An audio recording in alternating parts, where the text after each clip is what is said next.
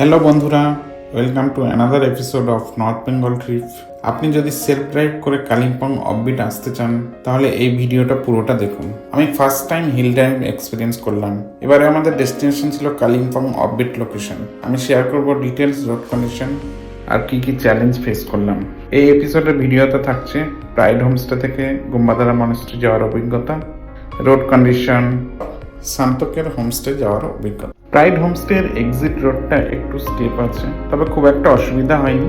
First গিয়ারে আস্তে আস্তে ড্রাইভ করে উঠে গেছি।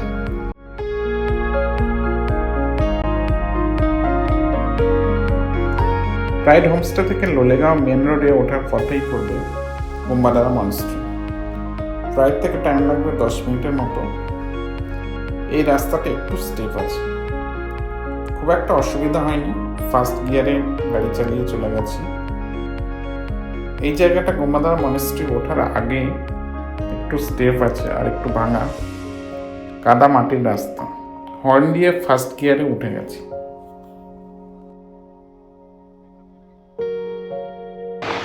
হোমস্টে থেকে বেরিয়ে একটু এগিয়েই এখানে একটা মনেস্ট্রি আছে,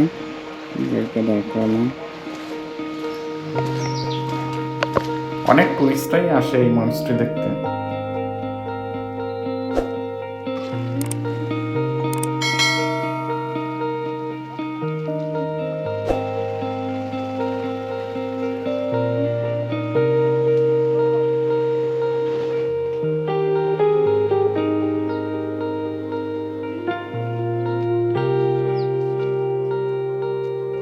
ভিতরে খুব সুন্দর শান্ত পরিবেশ।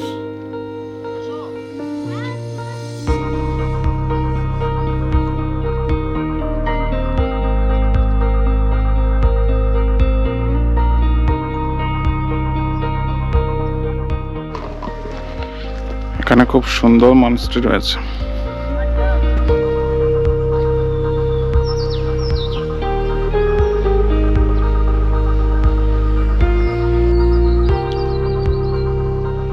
খুব সুন্দর জায়গাটা, পরে বুদ্ধ মূর্তিও রয়েছে।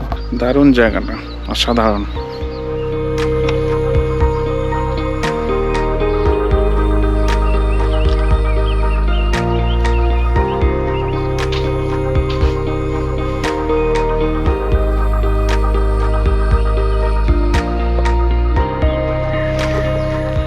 মনেস্ট্রি দেখা হয়ে গেল।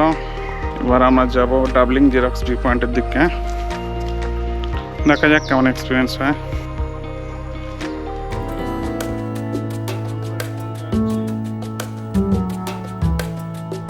আমরা এখন যাচ্ছি ডাবলিং জেরক্স ভিউ পয়েন্টে। এটা লাভার দিক থেকে গেলে লোলেগাঁও মোড়ের একটু আগে থেকে লেফট নিতে হবে। আমাদের আবার এই রাস্তাটা দিয়েই ফিরতে হবে নেক্সট হোমস্টের জন্য। ওকে, সো লেটস গো। আমরা এখন যাচ্ছি আঁকা বাঁকা রাস্তা দিয়ে।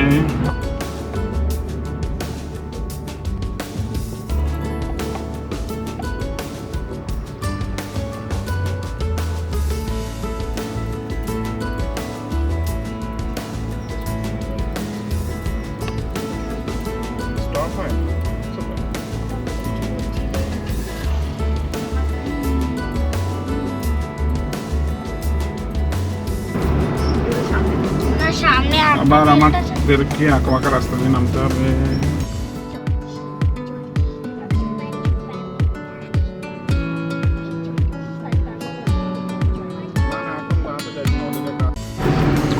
রাস্তাটা একদম এরকম, প্রচুর হেয়ারপিন রয়েছে।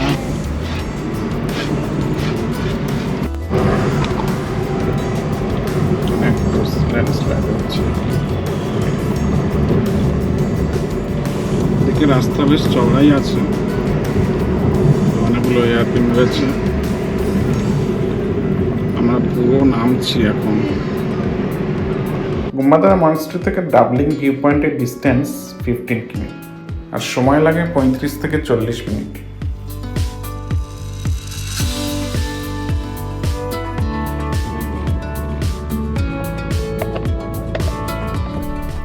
সামনে রাস্তা দুভাগে ভাগ হয়ে গেছে। ডান দিকের রাস্তাটা গেছে লোলেগাঁও মোড়ের দিকে, আর বাঁ দিকের রাস্তা দিয়ে আমরা যাব ডাবলিং ভিউ পয়েন্টে।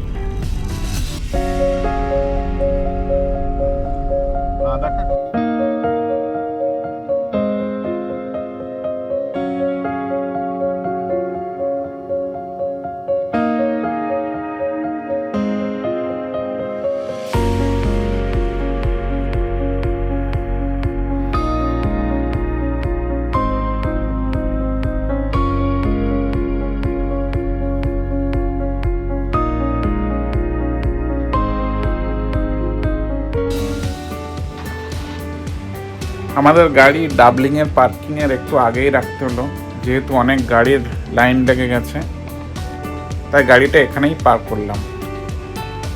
এটা হলো ডাবলিং ভিউ পয়েন্টের পার্কিং। এখানেও অনেক গাড়ি রাখা যায়। कितने साल का है? 9 years। 9 years लगे। तीन तीन कितना तो चलना पड़ेगा? 50 रुपीज टिकट। যাচ্ছে এখন হেঁটে হেঁটে ভিউ পয়েন্টের দিকে।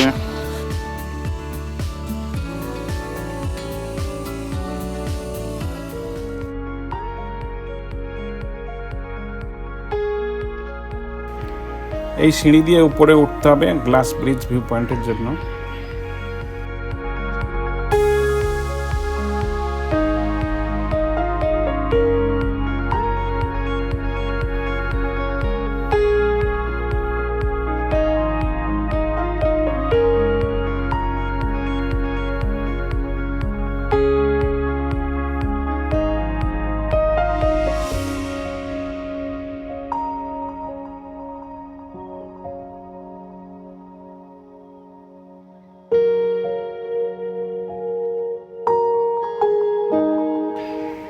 গ্লাস ব্রিজের কাছেই পৌঁছে গেলাম।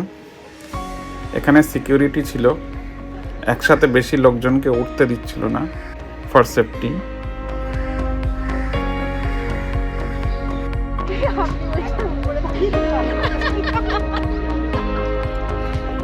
উপর থেকে দারুণ ভিউ পাওয়া যায়।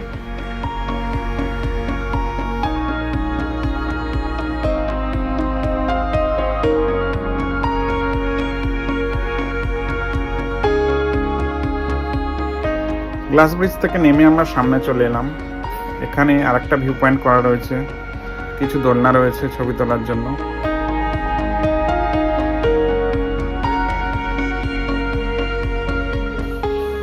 মিনি চলে এসছে এখানে অ্যাক্টিভিটি করতে।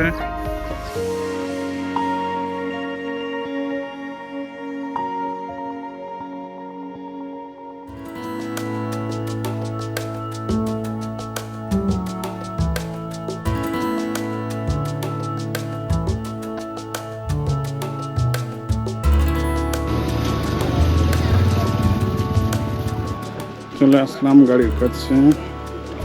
আমরা এখন বেরিয়ে গেলাম ডাবলিং জেরক্স ভিউ পয়েন্ট থেকে। এখন আমরা যাচ্ছি লোলেগাঁও মোড়।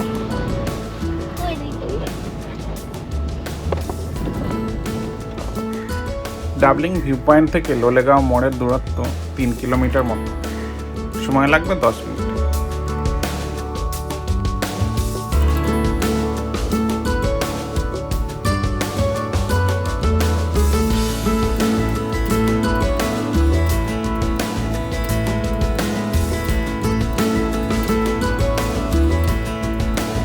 আমরা চলে এসেছি লোলেগাঁও মোড়। গাড়িটা রয়েছে এখানে।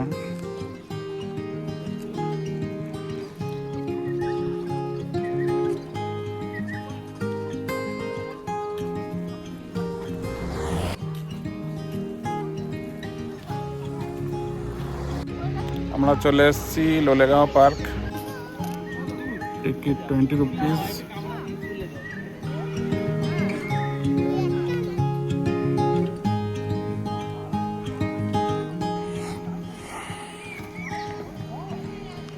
নিচে যাওয়ার রাস্তা। এখানে একটা ব্রিজ রয়েছে কাঠের, কিন্তু বন্ধ মনে হচ্ছে।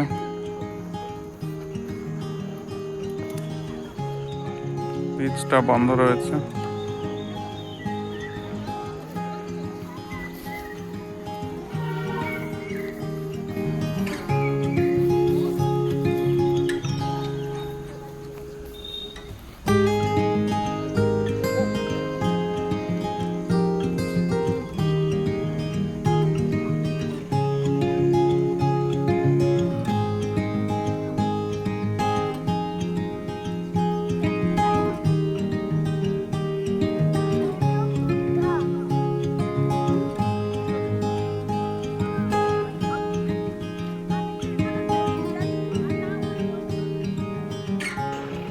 আমরা এখন নেক্সট হোমস্টের দিকে যাচ্ছি, রিভারস্টোন হোমস্টে।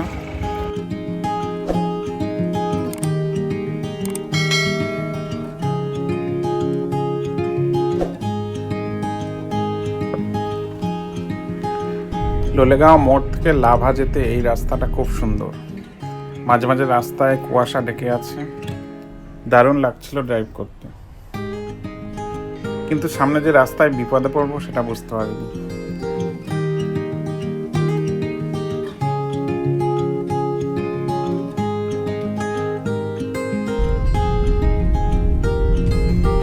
লোলেগাঁওয়ের রাস্তা যেখানে শেষ হয়ে লাভাতে মিশেছে, সেই জয়েন্ট পয়েন্টটা একটু স্টেপ আছে, আর রাস্তাটা মাটির। এখানে কনস্ট্রাকশনের কাজ চলছে। কুয়াশার জন্য আমি দূর থেকে রাস্তাটা বুঝতে পারিনি। গাড়ির স্পিডও একটু কম ছিল। ফার্স্ট অ্যাটেম্পটে গাড়িটা ওঠাতে পারলাম না।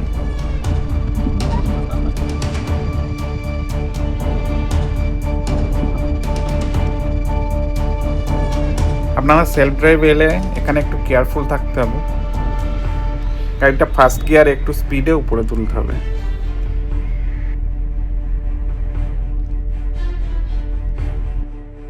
পরে একজন লোকাল ড্রাইভার আমাকে হেল্প করলো গাড়িটাকে উপরে তোলার জন্য।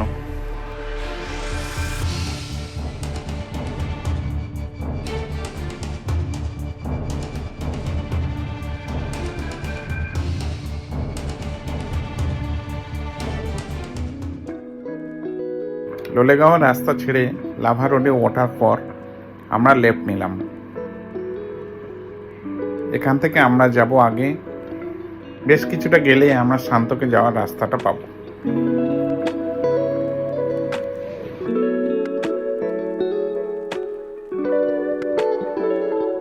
আমরা চলে এসেছি শান্তকে যাওয়ার রাস্তার কাছে। এখান থেকে আমাদের লেফট নিতে হবে। লেফট দিয়ে নিচে নামতে হবে শান্তকে যাওয়ার জন্য। শান্তকের রাস্তাটা খুবই খারাপ, খুব আস্তে আস্তে নামতে হচ্ছে। অনেক জায়গায় রাস্তা বলে কিছু নেই,